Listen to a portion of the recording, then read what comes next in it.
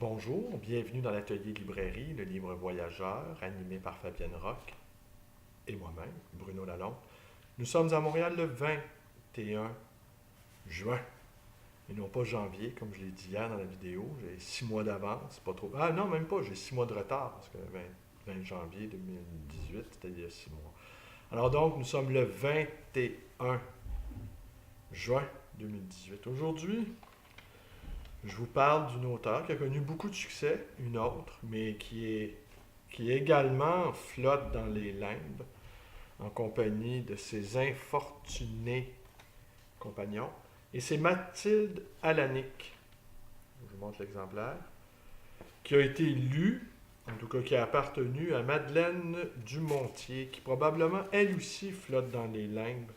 Les lecteurs aussi flottent dans les limbes. La première édition de cet ouvrage, Les loups sur la lande, a été publiée en 1928.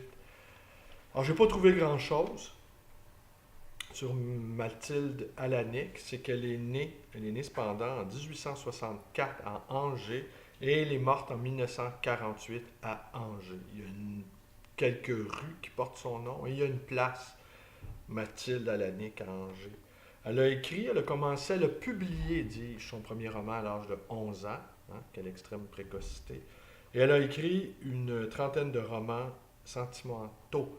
Elle a été l'élève de Bergson, à l'école normale, et aussi elle a été promue, elle a été faite chevalier de la Légion d'honneur en 1929.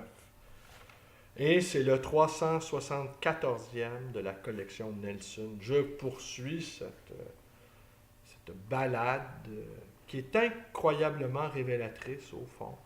Et ces vidéos-là que je fais sont un incroyable flop aussi. Personne n'a envie d'entendre parler d'auteurs qui sont dans les limbes.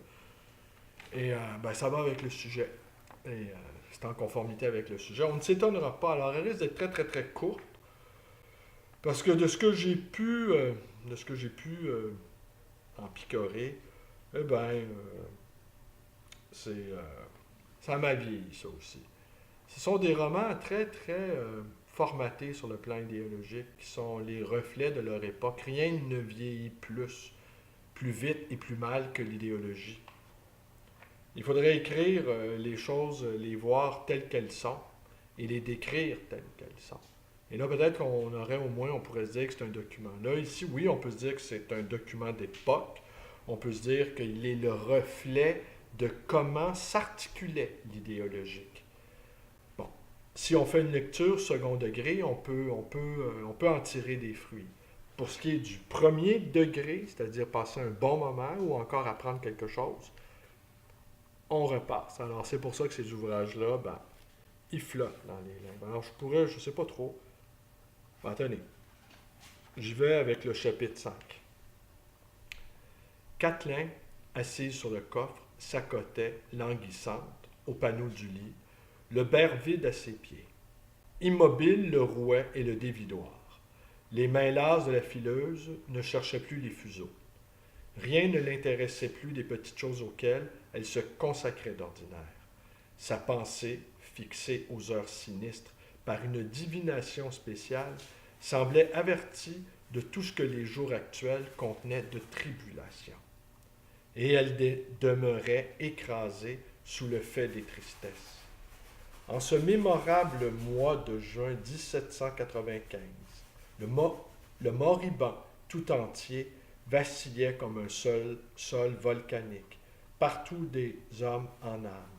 Bataille, saccage, incendie ne s'achevaient ici pour recommencer là. Succès et excès républicains à Josselin amenaient pour réponse des représailles à Séran et autres lieux. À une demi-lieue de Plodren, une rencontre sérieuse environnait encore Kerbestou de détonations, d'alertes, de poursuites qui traçaient des sillages parmi les seigles hauts. Et l'on se tenait quoi en tremblant sous le chaume. D'ailleurs, la maison était comme privée d'âme depuis que la maîtresse ne l'aimait plus. Jobic et Jeanne, détraqués par les frayeurs sans cesse renaissantes, allaient et venaient comme des ombres falottes et gauches. Le petit Guillaume pleurait d'ennui, ainsi esselé, et l'époux, regardant sans rien dire la figure rétrécie, les yeux pâles de sa femme, se perdaient dans des rêves chagrins. Vincente, le Marek, n'avait reparu ni à Elvan, ni à Kerbestou. Cette absence mystérieuse, on le savait, affectait grièvement la marraine. Certains assuraient que la jeune fille suivait pour les servir comme messagère ou combattante les bandes qu'un fervent espoir entraînait alors vers la mer. L'histoire merveilleuse d'une escadre anglaise débarquant enfin l'armée des émigrés et peut-être les princes dans la baie de Quiberon courait de proche en proche, allumant l'enthousiasme.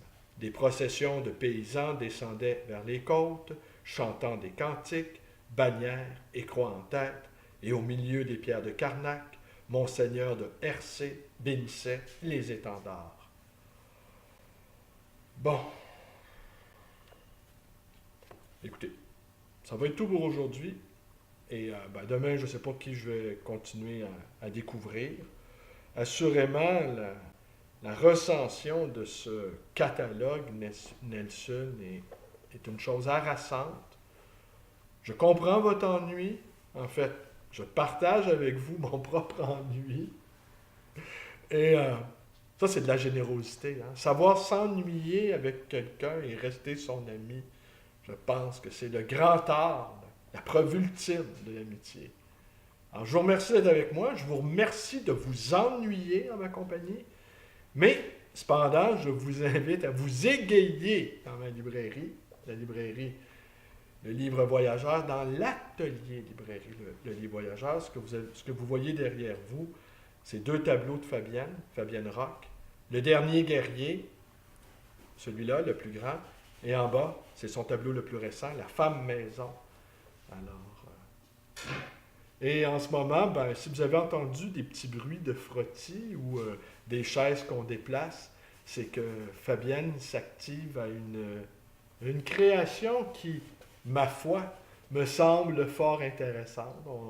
On va en rendre compte dans l'une ou l'autre de nos vidéos. Vous pouvez vous abonner à la chaîne de Fabienne Rock. Vous pouvez également vous abonner à la mienne,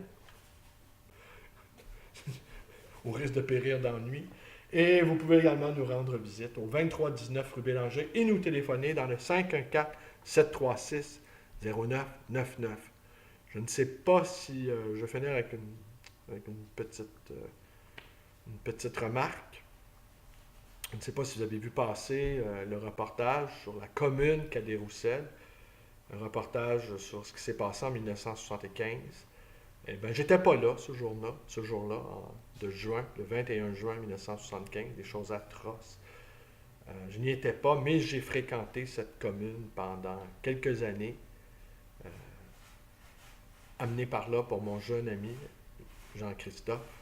Et j'ai fréquenté donc les frères Maheu, fondateurs de Parti pris, le poète Paul Chamberlain, la psychanalyste et psychologue Ginette Paris, le baron Philippe et toutes sortes de personnages hauts en couleur et saugrenus. Mais si vous allez voir cette histoire-là, elle est dramatique. Ça a pris tout ce temps-là. Combien d'années? On est en 2018. Ça a pris 43 ans avant que cette histoire-là éclate au grand jour. Alors parfois, des secrets peuvent rester enfouis très, très, très, très, très, mais très, très longtemps et finir par éclore. Voilà. Merci et bonne journée à tous.